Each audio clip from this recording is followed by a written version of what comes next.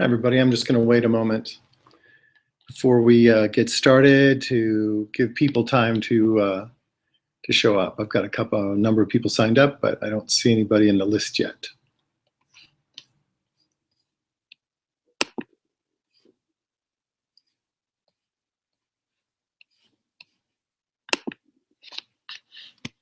If you're here, let me know you arrived on chat.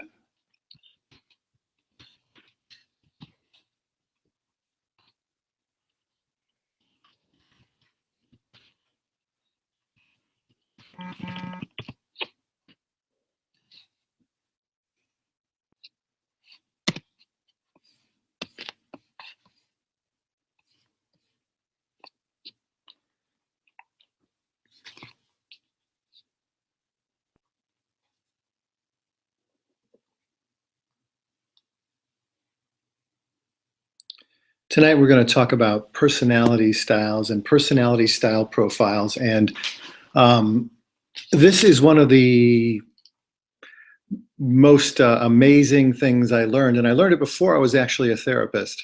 I learned it when I was working in business in marketing, and our company did personality style profiles, and then we came up with a color for each primary personality style, and put it on somebody's door jamb. And just before you walked in there, you could take a look and you could know what to do, how to present to them and everything. And when we get done tonight, by the time we're all done here, you're going to know how to do that too. And it's absolutely fascinating. I hope you had an opportunity to fill out the personality style profile. That looks a little something like that. And I had it attached to our to the email about this particular thing. And then there's the scoring sheet, and you just move your answers over to this sheet, and then you have them arranged in a column appropriately. And in fact, if you want to give this to someone quickly, just give them the instructions from the preliminary sheet, but have them do it on the scoring sheet, and it's even faster that way. When I used to administer this in the hospital, I used to have people do it that way.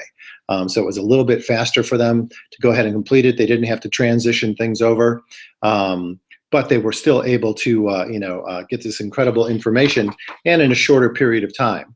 So once someone completes the scoring sheet, what you're looking for are their highest numbers, basically, down at the bottom. And they'll fall into one of 4 columns. And once again, people normally have numbers that stretch across all of the columns when they take a personality profile. In all the years of giving this, I've only had one person come out entirely in one column, and that was in the behavioral health unit, and I don't think they even did the test. They just marked them all the way down and everything like that. Most of us are a combination of different styles overall, and that's what makes us unique and special. While each of us is unique, we're special, we have our own talents, we have our own background, we have our own training, our own upbringing, our own experiences in life, and all those things serve to make up who we are overall. It's amazing how similar personality styles react in similar ways to similar information or situations. It's really kind of amazing how that works. And as a psychotherapist, I found that happens, that sometimes we can categorize things and thereby predict behavior in terms of what someone, how someone may react to something, or what they might do in a given situation. And that's what the personality style profiles allow you to do. It's really pretty amazing how after someone takes 20 minutes to fill this out, you get a pretty accurate description of the nature of the person. And once again, it comes across 4 different personality styles, and 2 of the styles describe what is considered to be that's what we're measuring actually, is assertiveness and orientation. And 2 of the styles describe a tell-assertive person. Tell assertion is someone who either wants to be in control or doesn't want to be controlled overall. The powerful choleric and the popular sanguine styles are what they consider to be tell assertive. Often our leaders are tell assertive people, and some of our most popular leaders are combinations of those two, popular sanguine and powerful choleric. They like to be in control, and they also like attention and things like that. Probably a lot of our elected officials fall into that category. On the other side, on the bottom half of the personality style group, is the ask assertive styles. And the ask assertive people are usually more oriented to, they prefer to have a structure provided for them. And once again, we're going to get into very detailed descriptions of the personality styles. And once again, I think you'll find it absolutely fascinating. So they're broad, they're oriented to being in control or not being in control, and oriented either to task or to people. And once again, we can be combinations of all those things. And as I said, most of us are. But generally speaking, you have a style or two that shows up with much higher numbers than the others. And I like to use like a standard error of about 3 points. If it's more than 3 points different, it's probably actually, that sort of difference that is indicated by that. For example, someone might have, 15 on popular sanguine and 5 on powerful choleric. Would be much more sanguine than they would be in terms of powerful choleric. So it's it's more than 3 points. That's what I would consider to be a significant difference on this particular instrument. By the way, this instrument comes from the personality puzzle by Florence Littauer, and her husband Fred actually put together this particular profile. It's not an official instrument like Myers-Briggs type inventory, or the Minnesota multiphasic personality inventory. But I find this to be, with a simple test, I find it to be incredibly descriptive of how people sort of are and how they react to things. And you'll get an idea of that a little bit later. So you can have scores in each of the 4 columns. The powerful popular sanguine is someone who is expressive and sort of out there, and has may have a big personality, might like attention and things like that. And once again, we'll get very descriptive of these. The names sanguine, choleric, melancholy, and phlegmatic are a homage to the Greek humors. The ancient Greeks believed that someone's personality came from a preponderance or strength of a particular fluid in their body. Sanguine is blood, so hot-blooded, red-blooded would be a popular sanguine person. Powerful choleric, that stands for the bile. The acid that, can eat is very, very powerful. In fact, it can almost eat through anything. Perfect melancholy is a more ascetic type of person. The melancholy is the gallbladder, so a little bitter and things like that is the body part that this refers to. Perfect melancholies are analytical by their nature, very often perfectionistic, and have very high standards and ideals overall. And then our last one is the peaceful phlegmatic. Phlegmatic, phleg says for phlegm, the heart. So it's around the heart. And a peaceful phlegmatic is usually a people-pleasing person who kind of goes along with the flow of what's happening somewhere. Their motto might be something like, "Can't we all just get along?" So if you went ahead and completed the personality scoring sheet and everything like that, total up your numbers down here, and then total them up in terms of the weaknesses, and then add first column to first column, and that is your combined total. And that's usually the number that I'm interested in when I'm working with someone, is I want to find out what their combined totals are across all 4 of those. Your 2 highest numbers are usually your primary and secondary personality style. I've had a few people throughout the course of time who are pretty even across the board, and then they will determine their personality style basically by what the descriptions say and what makes sense to them, what sounds like them, or if they're thinking about somebody else, what sounds like their partner overall, or a friend, family member. So what I'm going to do is I want to take you through the actual styles themselves and the detailed descriptions. If you're a member of Do What Works Fast, these things will be available for you in the online area. And so you'll have the detailed descriptions. I also, have used this with the vast majority of my clients. I would say 90% easy. I'm not sure why I didn't do the other 10%. It might have been the nature of the challenges that were, the urgency of the challenges that were bothering them. And so we maybe didn't even get into personality styles or anything like that. But I find it very effective to know this information. And the thing is, I don't have to, nor will you, have to have someone take a test to know what their personality style is. You'll know by the way they talk. You'll know by what they're interested in. You'll know by what kind of information they need to make a decision. And all those things will be in what we're going to go ahead and talk about tonight. So what I'd like to do is to go ahead and share descriptions of each of the personality styles. And if you took the test. And when I took the test, I came out pretty high on popular sanguine. I had something like 22 points there, and so pretty much single digits in my other ones. And mine varied a little bit. I was really more peaceful, phlegmatic, personally, but when I was in business and I was a vice president, I was really a little more powerful choleric. So once again, these do adjust a bit based on where you're at. Some people are powerful at work and a little more submissive at home, or they might be powerful at home and at work they work for somebody else, and they've got to keep their desire to be in control suppressed, kind of.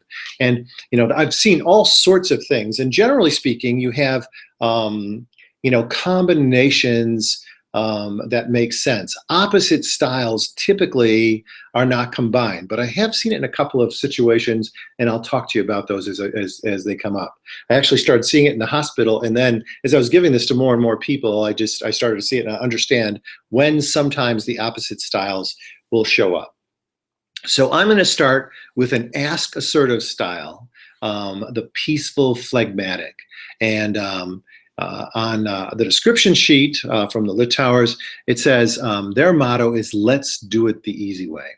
So the desire of a peaceful phlegmatic is to have no conflict and to keep the peace. Once again, very much "can't we all just get along" could be another motto. Their emotional needs are for a sense of respect, feelings of worth, understanding, and emotional support overall. Now, interesting thing about that sense of respect. These people very often are someone who will be people-pleasing and kind of go along with whatever the crowd is saying, or a more powerful partner or family member or something like that. And when the partner, if they're a very strong personality style, like a powerful choleric, and that's often a pairing that can take place, peaceful phlegmatic and powerful choleric. Sometimes the powerful cholerics, they tend to be very efficient, so they stop asking the peaceful what they want, because the peaceful always says, well, whatever you want is fine, or, I'd like to do this, but whatever you want is good. And so often what happens is the powerful choleric says, I'm not going to ask him anymore. It takes time. They always say they want to do what I want to do, so I'm just going to make the decision of what I want to do, and I'm just going to move ahead. Now, at that point, the peaceful starts to feel disrespected, and the respect is really, really important to them, and that's when there can start, trouble in paradise. And we'll talk about what the nature of that might be with a peaceful phlegmatic. I mean, how bad could it be? Well, I'll show you. It can be pretty bad overall. So key strengths of a peaceful phlegmatic are balance and even disposition, a dry sense of humor, and they have a very pleasing personality for folks. Their key weaknesses can be a lack of decisiveness, enthusiasm, and energy. So peaceful phlegmatics tend to be energy conservers. They don't expend a lot of energy. They don't get really excited about stuff, things like that. In fact, some of the other styles go, hey, how come you're not excited? And they go, oh, I'm very excited. But you can't really tell with a peaceful phlegmatic sometimes. So they don't seem to be enthusiastic. Also, decisiveness. They are not people who go first in things typically. They're not someone who will go ahead and launch ahead on something new or dangerous or anything like that. So the peaceful phlegmatic tends to follow at quite a distance often. And sometimes it's difficult to get them to make a decision. They don't like to make decisions. They don't want to be responsible for it. They certainly don't want to pick the restaurant that everybody's going to go to. Peacefuls would avoid that at all costs as much as they could. So they don't have any obvious flaws, but they have a hidden will of iron. And this gets expressed in a couple of different ways. Sometimes when you push on a peaceful, like, trying to get them to help you move on Saturday, push, push, push, they might say yes when they really mean no, and they may not show up. They can be sort of passive aggressive in that way, where they might, just tell you yes to get you off their back, or, give you, an indicator that they're sort of in the positive frame of mind on something, and then absolutely not do it. Their hidden will of iron also shows up in another way. When you back a peaceful into the corner, when you get their back against the wall, they can come out at the person like a lion or a lioness. And so you keep telling them, just keep charging them, oh, come on, it's really help and everything like that. And they might give you I said no! Now leave me alone. And they'll, and all of a sudden this incredible energy comes out of this person when you never saw anything like that before. I'll tell you, when peacefuls launch like that, they're listened to, because they're never like that. So it's a really strange, and what has happened is their back has gotten against the wall. They're feeling the pressure. And when we become overly stressed, we often go out in the opposite style. In fact, we go across them like kind of in a Z, but we go out in the opposite style. So the peaceful ends up at powerful choleric. I said no, now back off. And, and you back off, because you don't hear that sort of thing out of the person. So hidden will of iron, keep that in mind. That's a really important thing when dealing with peacefuls overall. These folks get depressed. The peaceful phlegmatic gets depressed when life is full of conflict. They can't stand conflict. When they have to face some form of personal confrontation, having to fire someone is a very difficult thing for a peaceful. It's hard for all of us, but it's really, really difficult for a peaceful, because they don't want any relationship to be bad. And when nobody wants to help them either, they start to feel all alone. Hate it when the buck stops with them, when they're responsible. And often the peaceful, if he's in a group of people who's eating at Denny's or something like that, people throw money on the table, the peaceful ends up paying the bill because they operate last, they're not being really decisive, they're not moving quickly, and they often end up having to put in a little extra money because someone shorted it overall. They hate it when the buck stops with them. They hate being responsible of stuff like that. And once again, as I describe the peaceful or any of these personality styles, this is a poster child version. This is someone who's fully peaceful phlegmatic would have these sorts of traits. So you might just see, if you're high on that peaceful scale, you might see a lot of these things. And what I like people to do is kind of put a little check mark by the stuff that sounds like them, or keep tab of all the descriptions that sort of sound like them. And then you kind of know that this is your style. If you're looking at that in some of the other styles too, the stuff, there may be one or two things that sound like you, but not a lot. But if you're a peaceful, you're going to have a lot of these things that sound like you. So these folks are afraid of having to deal with major personal problems, of being left holding the bag, as we talked about. They don't like it when the buck stops with them, and of making major changes. They don't like to change. They like homeostasis. They like things to remain the same. And that's why they're difficult to get moving on things often.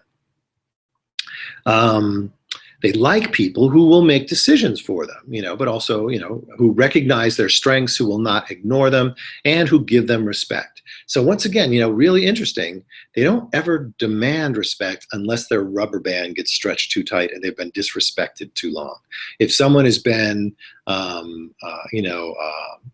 more submissive in the relationship, they can do that for a long period of time, especially if they're peaceful, but eventually that rubber band will stretch and snap. And then you get that, back against the wall, hidden will of iron. You get to say, the new sheriff in town now. Okay, I followed you for 25 years. Now you're following me. How do you like that? And it's like, what? I didn't know that was the deal. I thought you just wanted to follow me. But that's the way it works sometimes with the peaceful is, they're allowed to go with it, and then it's too much. All of a sudden, rubber band snaps and the hidden will of iron pops out overall. Peacefuls dislike people who are too pushy, too loud, and expect too much of them, but often they end up being attracted to people who are sort of like that. Once again, they like the strength. overall. They're valuable in work because they cooperate and they're a very calming influence on other people. They keep the peace, they mediate between contentious or fighting parties, and they're very good at objectively solving problems. Not so good about the subjective, not so good about their own problems. These folks could improve if they set goals, if they became a little more self-motivated. Sometimes they're looked at as being lazy, and it's not. They're conserving energy. If they were willing to do more and move a little bit faster, than expected, and if they could face their own problems as well as they handle other people's problems. Once again, good with objective stuff, but when it's applied to them, not so much. Can't see it at that particular point. As leaders, they keep calm, cool, and collected. They don't tend to make impulsive decisions. They tend to be well-liked and inoffensive. They won't cause trouble, but they often don't come up with brilliant new ideas. As when I do the leaders part, I always like to talk about a president, because we've had presidents that are all the styles. Jimmy Carter was a peaceful, phlegmatic president. And once again, he's still focused on peace. He recently wrote a book on peace in the Middle East. He's still working on that. He did the Camp David Accords and everything. I mean, this guy is really focused on peace. A lot of people didn't like his presidency too much because we had the energy crisis and everything. His solution was to wear sweaters. It's kind of once again kind of peaceful, Mr. Rogers like, overall. But a lot of people think his post-presidency was probably one of the best. Guy works with Habitat for Humanity, is engaged in peace, especially in the Middle East in particular. He's a Christian man, and so that peace in the Middle East is a really big deal to him. And he's often, working on that throughout much of his life overall. But not a big innovator, not a charge ahead kind of guy. In fact, Gerald Ford was kind of a peaceful phlegmatic, but he was never really elected as president. But just a really nice guy. Most people just really like the guy, once again, not too many brilliant new ideas, except he did, he pardoned Richard Nixon, which was an interesting move for a peaceful phlegmatic kind of. I think that created probably a lot of the dissension in his particular. Our peacefuls tend to marry powerful cholerics, the strongest style that wants to be in control and manage everything, because they respect their strength and decisiveness. But later on in the relationship, the peacefuls get tired of being pushed around and looked down upon. And so once again, disrespect starts to happen, or perceived disrespect. And at that point in time, the peacefuls, aren't having any of it at that stage. Reaction to stress from a peaceful is to hide from it, watch television, eat, tune out on life, kind of. They just kind of stay away. They're recognized by their calm approach, their relaxed posture, sitting or leaning whenever possible. And once again, peacefuls are often at rest. They're kind of leaning over to the side. They might lay on you a little bit. Once again, they're energy conservers. They're saving their energy, almost, for a rainy day, kind of something like that. I don't know. So that's our peaceful phlegmatic, and that's one of our ask assertive styles, and also that's the person or people-oriented ask assertive style, the peaceful phlegmatic. So think about it. If you didn't fill that out ahead of time, was I describing you? And say if I was, put a little one by peaceful phlegmatic, and then listen to some of these others and see what happens. Our people-oriented but tell assertive style is popular sanguine, which is also often called the expressive style. And the popular sanguine's motto is let's do it the fun way. It might also be girls just want to have fun. Their desire is to have fun, have a good time. Their emotional needs are for attention, affection, approval, and acceptance. Overall, all those things are really important to the sanguine. Peacefuls won't go for attention very frequently. Sanguines, absolutely. They seek attention, sometimes demand attention. Key strengths of a sanguine is they can talk about anything at any time, at any place, with or without information. The facts don't tend to matter so much. It's just the talking. It's the process that is the important part. They tend to have a bubbling personality. They're optimistic, a good sense of humor, great storytelling ability, and they really like people. People are what's important to them. Sanguines are, interested in who's going to be there, that type of thing. Key weaknesses is they can sometimes be disorganized. They can't seem to remember details or names. They exaggerate. They're not too serious about anything. They tend to trust others to do the work, so they can be sometimes too gullible and naive. It's again, trusting in people. These folks get depressed when life is no fun and no one really seems to love them. Once again, they thrive on, I think they get their energy from the love and attention of others. So this is a depressing time for them. They're afraid of being unpopular or bored, having to live by the clock or keep a record of money spent. I'm primarily a popular sanguine, and when I used to present this in the hospital, I used to talk about how I had expense reports from last year I haven't even filled out yet. I'm not good at keeping a record of money spent. I think what happens with a sanguine is the people are more important, the details, yeah, they'll take care of themselves, or I'll get to it eventually, or I'll just, gird my loins and get ready and just dive into those expense reports and, complete them all in one night or something like that.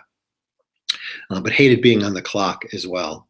They like people who listen and laugh, who praise and approve of them. They dislike people who criticize. So once again, criticism is the opposite of praise, so it cuts a sanguine pretty deep.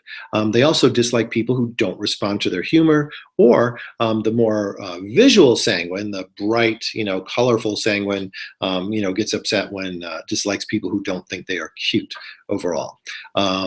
Ethel Merman was kind of a sanguine. For younger folks, Madonna, kind of a sanguine. Lady Gaga, definitely a sanguine, attention seeking, doing things different. Sia is an interesting combination of a sanguine seeking attention. She always gets attention. And then, then her, she has her hair in her face. One of the people is having trouble. What are the problems that you're having, Carrie? Go ahead and put them in the box if you can. One second.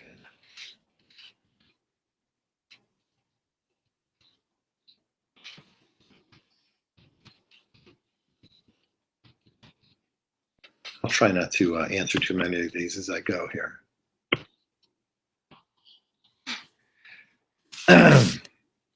So they're valuable in work for their colorful creativity, their optimism, their light touch, cheering up others, and entertaining. They could improve if they got a little more organized, if they didn't talk so much, and if they learned to tell time. Sanguines are notoriously late to things. As I examine them further, they tend to live in the stream of time. They can't see it. People who are more detail oriented see a start and a beginning. They know when they need to do things, how they need to do it.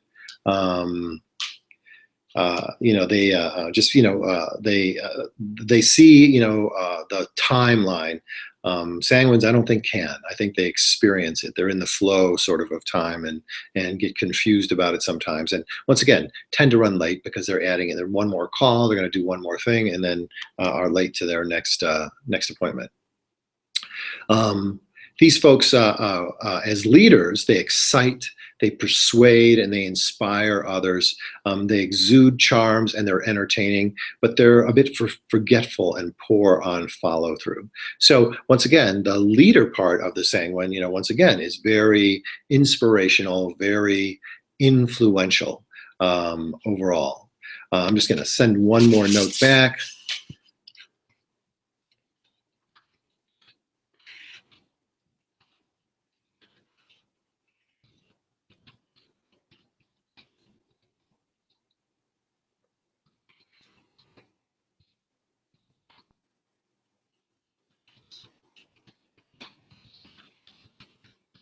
I'm just letting her know that I'll contact her tomorrow with the information and let her get a replay of this if she likes and make sure that it's working for her.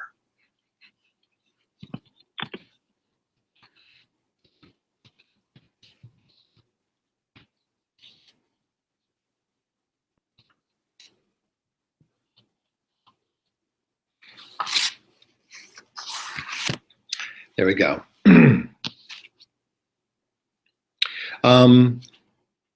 The popular sanguine tends to marry the opposite style. tend to marry the perfect melancholy, which would be analytical, detail-oriented, all about the details. Perfect melancholies, biggest desire is to be right overall. So they tend to marry the perfect melancholies who are sensitive and they're serious, and the sanguines love their detail ability and things like that because it's complementary to them. But the populars quickly tire of having to cheer up the melancholy all the time and of being made to feel inadequate and stupid. And let me explain that. Often perfect melancholies are very attracted to sanguines because they love their ability to be social and fun and everything like that. It's so different for them. So they really like that sort of thing. But the perfect melancholies, once again, try to get the sanguine on a schedule. They try to manage them, and it's like herding cats. It's not possible.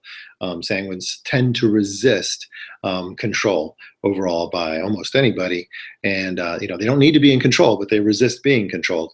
And so once again, the melancholies go, well, you don't ever get any of the stuff you're supposed to get done. You can have a schedule. You can do this. And sanguines like sort of don't get that overall. They can learn. As a sanguine, I learned how to, to schedule and budget and do all those types of things. It just didn't come to me naturally overall. So a sanguine's reaction to stress is to leave the scene, go shopping, find a fun group, create excuses, and sometimes they'll blame others. Sometimes they'll do what we call blame storming. Yes, I did that, but look at what they're doing over there. Look at them, and kind of get them going. Sanguines are recognized by their constant talking, their loud volume, their bright eyes, their moving hands. Many times, if you want to stop an Italian from talking, tie up their hands, they say. Overall, their colorful expressions, their enthusiasm, and their ability to mix with others easily. So that's popular sanguine. Did that sound like you or someone you know? Once again, that might be your or somebody else's primary style who, operates within your sphere of influence overall. And once again, sanguines are often, it's one of the traits of our leaders many times. So now we're going to move into the task-oriented people. And we'll start with the ask assertive, perfect melancholy style. And our perfect melancholies are, once again, our analytical personalities. So their motto is, let's do it the right way. And often they have very, very high standards compared to the rest of us. They want to do it perfectly. Perfect melancholy, tend to be perfectionists. So their desire is to have it right. Let's do it the right way is their motto. Their emotional needs are a sense of stability, of space, of silence, and sensitivity and support. They need to operate within a supportive environment. There are probably perfect melancholy entrepreneurs, but generally speaking, they prefer to operate within an organization of some kind, somehow within some form of structure where they can go to their supportive management and get what they need to do the job perfectly or near perfectly overall. The key strengths of a perfect melancholy is the ability to organize. They're really good at setting long-range goals. They have very high standards and ideals overall, and they tend to analyze things deeply. Now, sometimes those high standards sort of get them in trouble because other people don't hold them at that sort of level sometimes.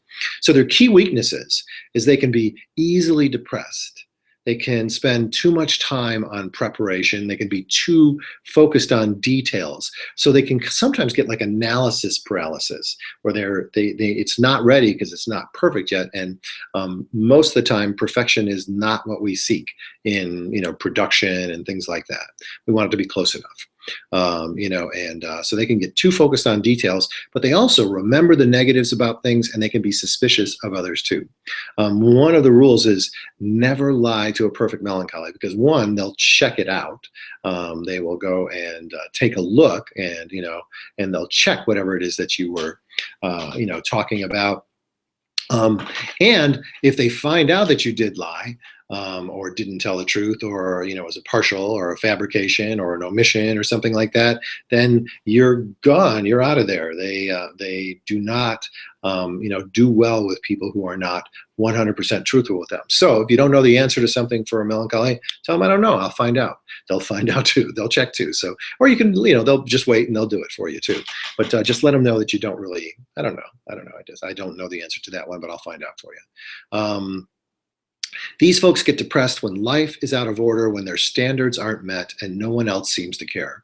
Here's the problem. They're often the standard bearer of the perfect way to do something. And we don't tend to operate that way. In business, there's a concept. I don't think it's a law. It might be a theory, but it's the concept is the point of diminishing returns. And that concept is it takes X amount of time, money, and dollars to get something to 95% of the way there. It takes the same amount of time, money, and dollars to get the last 5% over here. That last 5%, same amount. So often in business, they do two things at 95% rather than one thing at 100%. And that's why we have version 2.0, version 2.2, et cetera. It's like, get it out there, let us figure out what the bugs are, and then we'll make it near perfect. Steve Jobs was considered a perfectionist. When the first iPhone came, he said, is it perfect? And his team said, no, it's not perfect. It's as good as we can make it right now. It's not perfect. Go back. Make it perfect. Eventually someone said, yes, it's perfect. It's wonderful. Now, that was the iPhone. Before they were numbering them. I currently have an iPhone 6, so we know it wasn't perfect, because nothing's perfect because everything can be improved, over time. So this is the challenge of the perfect melancholy, is to be able to let go of that a little bit. To allow the standards down a little bit. Once again, unless it's a life or death situation, then you want to strive for perfection and something like that. But generally speaking, 95% is great. It's still an A. 80% is sort of close enough for government work. That phrase. No such thing for a perfect melancholy, by the way. There's no such thing as close enough for government work overall. So once again, afraid of having to compromise their standards. They like people who are sort of like them, serious, intellectual, deep, carry on sensible conversations. They dislike people who are lightweight, forgetful, late, disorganized, superficial, prevaricating, which kind of means that their word isn't always the same overall, and unpredictable, might even be sort of two-faced in that sense.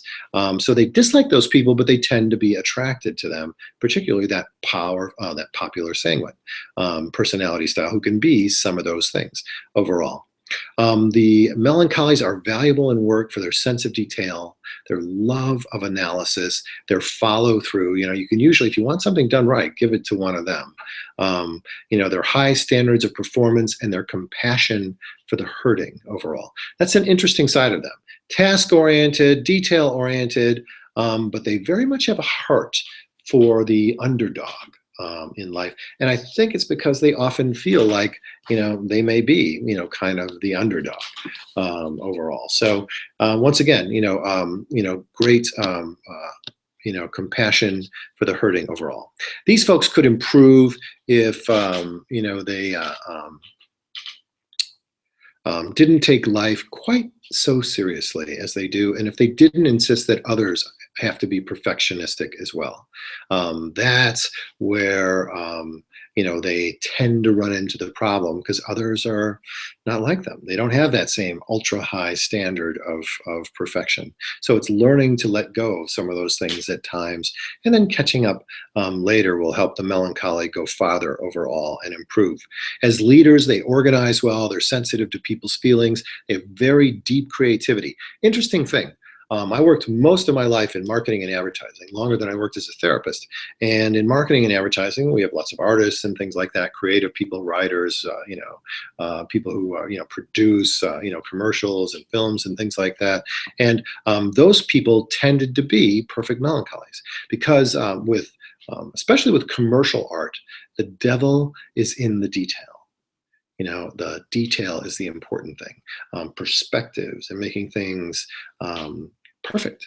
With commercial, if you're wrong, your company has to pay to rerun it. If you're creating an ad for somebody and you have typos in it or something like that.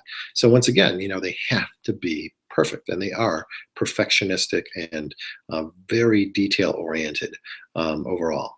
As leaders, they organize well, they're sensitive to people's feelings, once again, very deeply creative, and they want quality performance. So they demand that perfectionism in others overall. And these guys tend to marry popular sanguines for their personalities and their social skills, but soon they try to shut them up and get them on a schedule and then become depressed when they resist and they don't respond. Once again, like herding cats, really difficult to make sanguines do anything except gather around and talk to each other. They'll definitely do that whenever it's possible overall.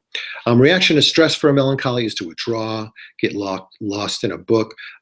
They have more of a higher tendency toward depression because, once again, perfectionism is a tough row to hoe. It's very, very difficult.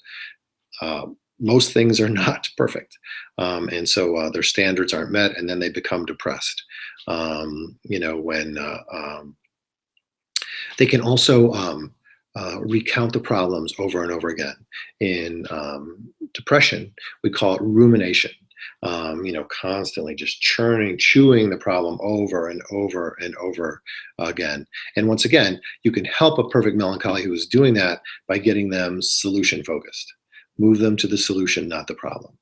They will chew the problem to death. Move them on to the solution. Well, how would you fix that? What would you do? What do you think you'd need to make that happen? Get them going in that direction, and then they will build you a perfect solution. Often they'll dig and find the details and everything, but once again, they can become somewhat depressed along the way. They're recognized by their serious, sensitive nature, their well-mannered approach, their self-deprecating comments, their meticulous and well-groomed looks. Usually they're really very buttoned down and things like that, typically. And there are certain exceptions to that. In these materials, they say hippie-type intellectuals. So once again, perfectionists who aren't really paying attention to how they look or what's going on. Or maybe it's a very cultivated look, hard to say. They say musicians, poets, and everything like that who feel that attention to clothes and looks is really sort of worldly, and it detracts from their inner strengths or from their amazing abilities and different creative areas and things like that. So that's our perfect melancholy. Sound like you? Are you the perfectionistic person? Are you the one who is always trying to be right? Their biggest fear is being caught being wrong. That's the toughest thing for perfect melancholies overall, is being caught being wrong. So our last style is both teleassertive and task-oriented, and that's the powerful choleric. And a lot of the people who run a lot of our companies or organizations and things like that are typically powerful cholerics. They like to be in control. Some people don't, and they kind of stay away from it. I don't know if I talked about in leaders. Going back to the perfect melancholy for just a second. In leaders, George H.W. Bush was kind of a perfect melancholy. Smart guy, went to Yale, did well there, was the head of the CIA before he became president, was vice president as well too, but a really smart guy. I think he kind of did a Middle Eastern war the right way. When Saddam Hussein was, invading his other countries and taking over stuff, we quickly marched in there. We marched all the way to Baghdad. We basically smacked him on the nose with a newspaper and said, "Stop it, don't do that again." Went out and then protected the people surrounding him and everything like that. We never really got involved in trying to change the nature of the Middle East, during that time. Really smart approach to that, because once again, as we know now, we've been embroiled there for quite some time, trying to make it democratic and fair for everybody, and bringing democracy to lands where it hasn't been around for thousands of years or hundreds of years. Very difficult to go ahead and implement. George H.W. Bush, perfect melancholy president, perfect, 1,000 points of light, etc. So let's talk about our powerful cholerics. Powerful cholerics motto is "Let's do it my way." It could also be "My way or the highway." Powerful cholerics are somewhat famous for grooming, people who don't seem to be loyal to them anymore or on their side. Their desire is to have control. Their emotional needs are a sense of obedience, appreciation for the powerful choleric's accomplishments, and credit for their abilities. So they do like the credit for doing things overall. Key strengths are the ability to take charge of anything instantly and make quick, correct judgments. It's actually pretty amazing, their facility to juggle so many balls and basically keep them in the air. It's a very powerful thing. Their key strengths, quick, correct judgments. We talk about that. Key weaknesses, they can be too bossy, domineering, autocratic, insensitive, impatient about others, unwilling to delegate or to sometimes give credit to others overall. Once again, they're usually the best person at something that they do like that. I mean, they are. They come in, take charge, they make really good judgments, and they do it quickly and, keep charging ahead and keep things moving forward. They have a bias toward action inside. They want to take action, the powerful cholerics. Melancholies want to take action when they know they're 100% right, when they're 100% right. Sanguines want to find out who's part of the action, and they want to go be there. Peaceful phlegmatics, nah, not much in the way of action. Really not interested in action. Let's just maintain the status quo. Can't we all just get along? Okay, so back to our powerful choleric. They get depressed when life is out of control and people won't do the things their way. They're afraid of losing control of anything, such as losing a job, which is losing control of your career, not being promoted, same type of thing. Becoming seriously ill is losing control of your body overall. Having a rebellious child or an unsupportive mate just pushes their buttons like crazy for the powerful choleric. Once again, they're losing control of their somewhat intimate world overall, and that is very, very difficult for them.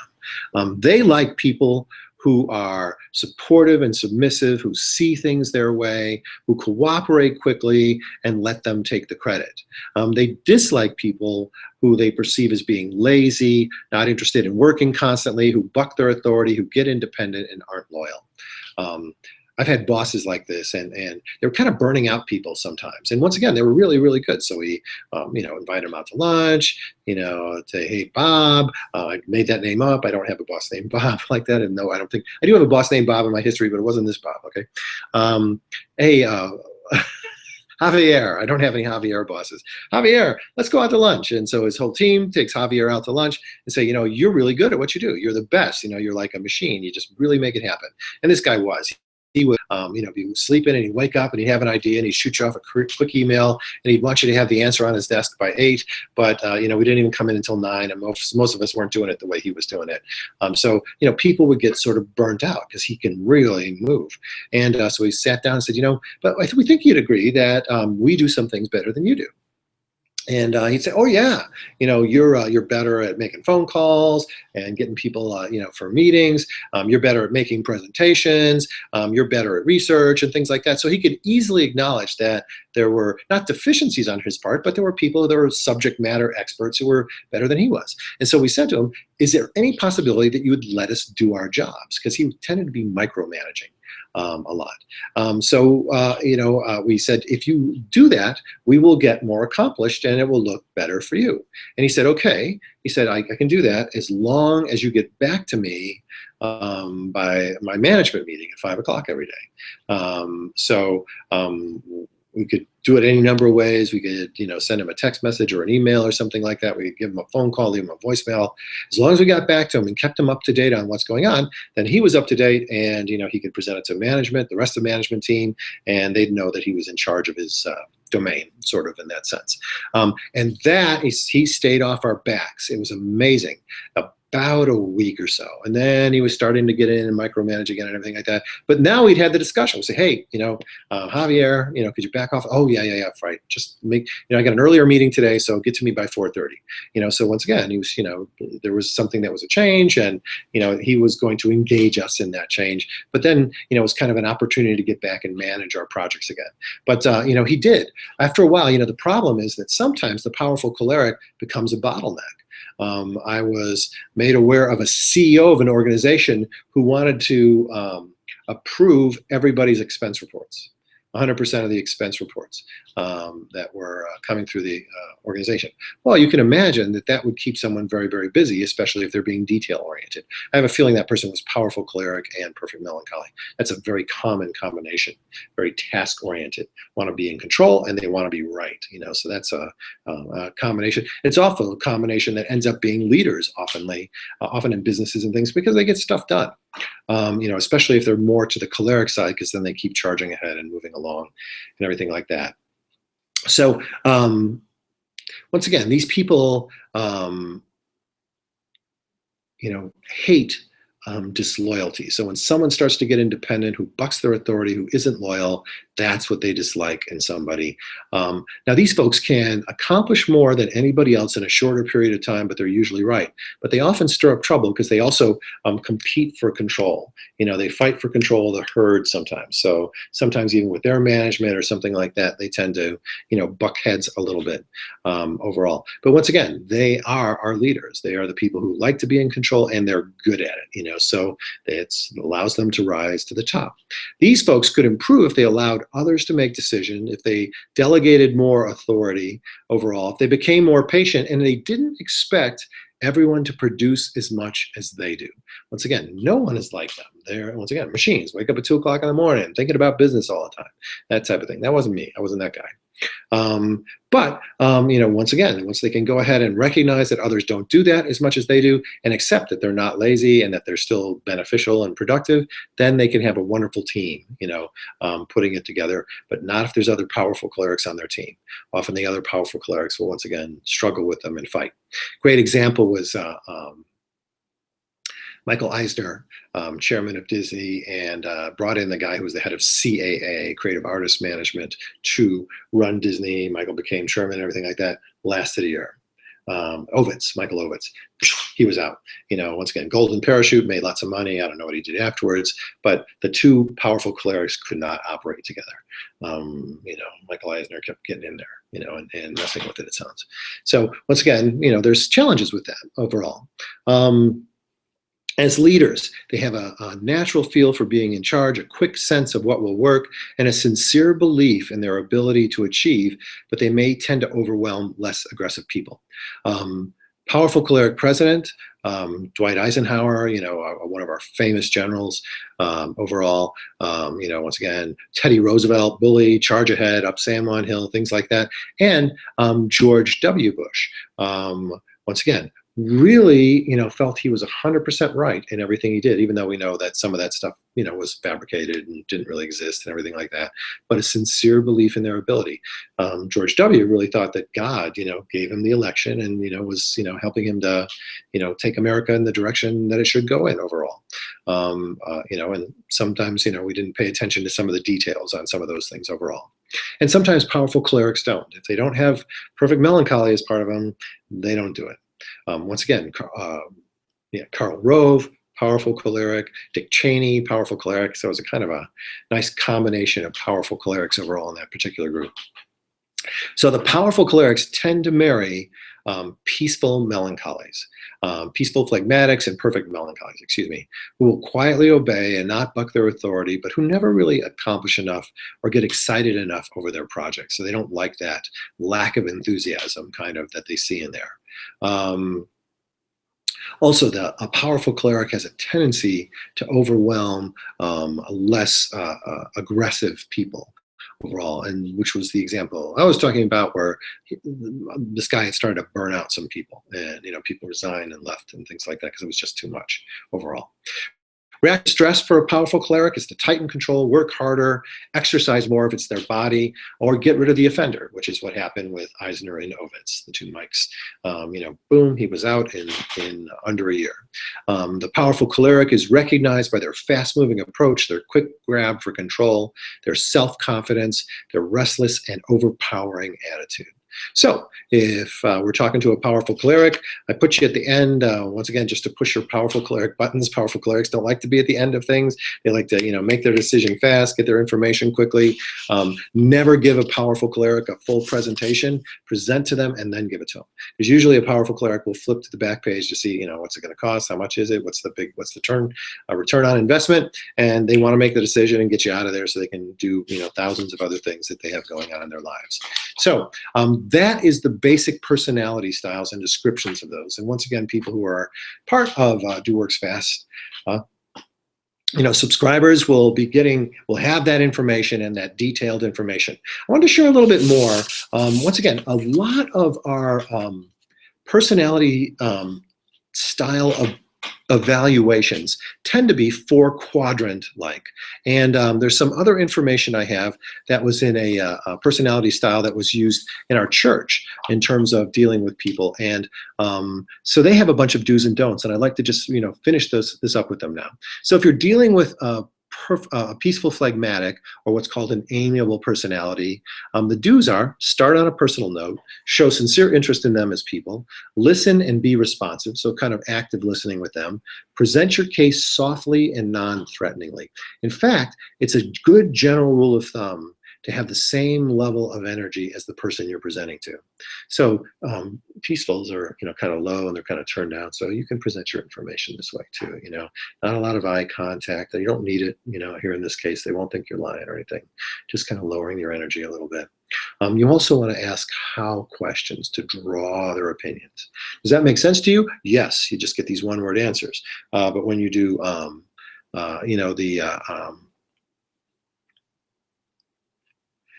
do the how questions, you tend to draw them out a little bit and get them to talk a little bit more. And once again, that gives them the opportunity to be respected for their information and knowledge. And with them, you want to move casually and informally.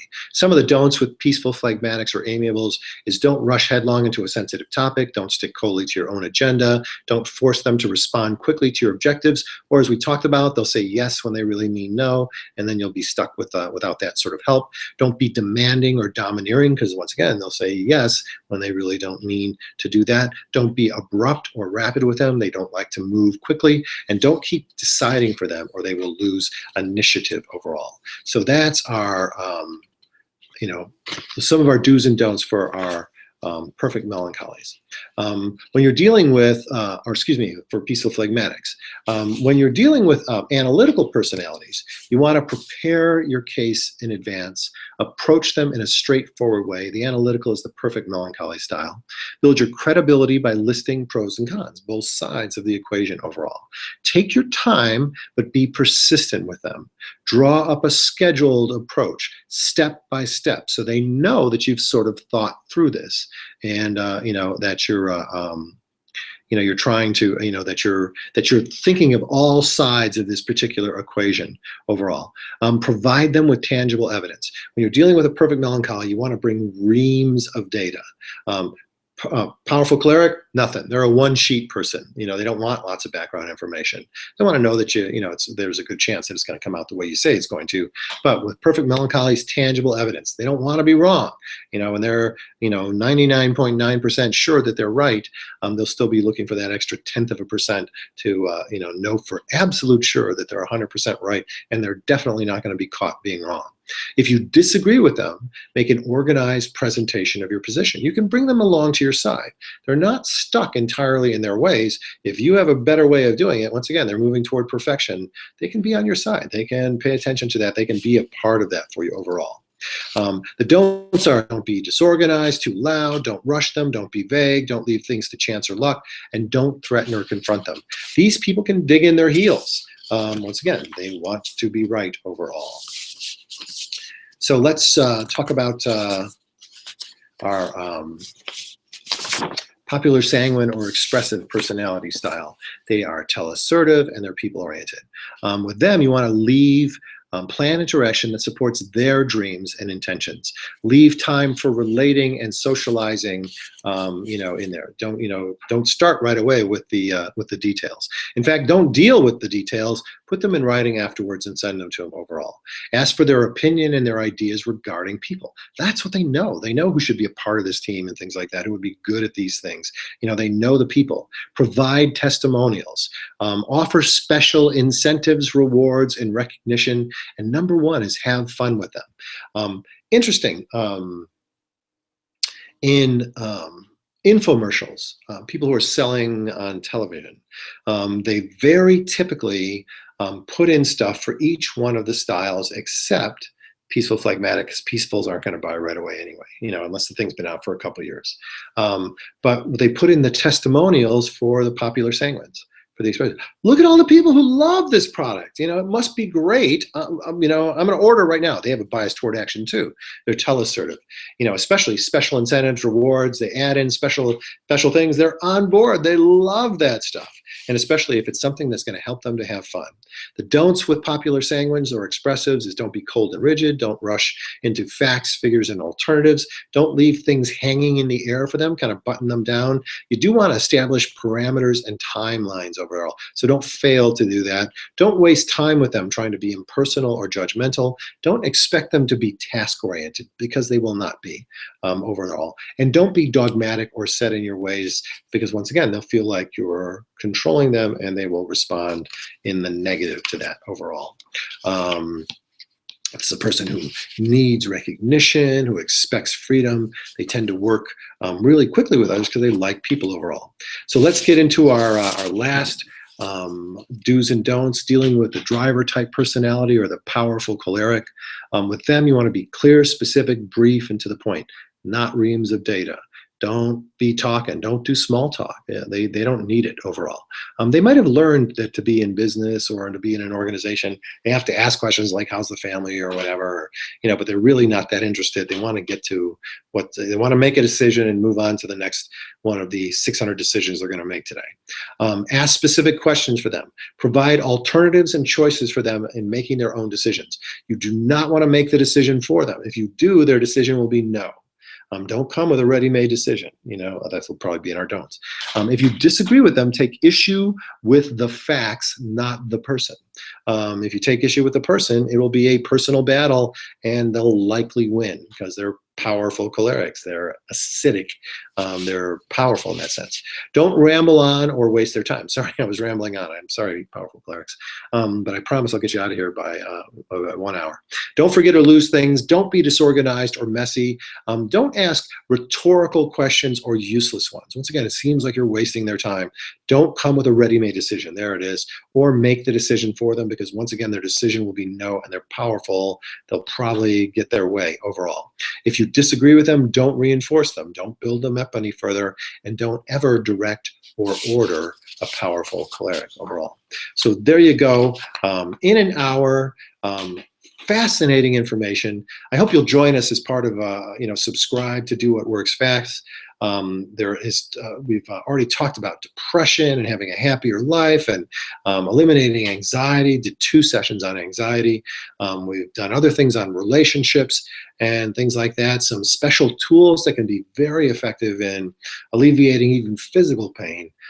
So lots of terrific information for you.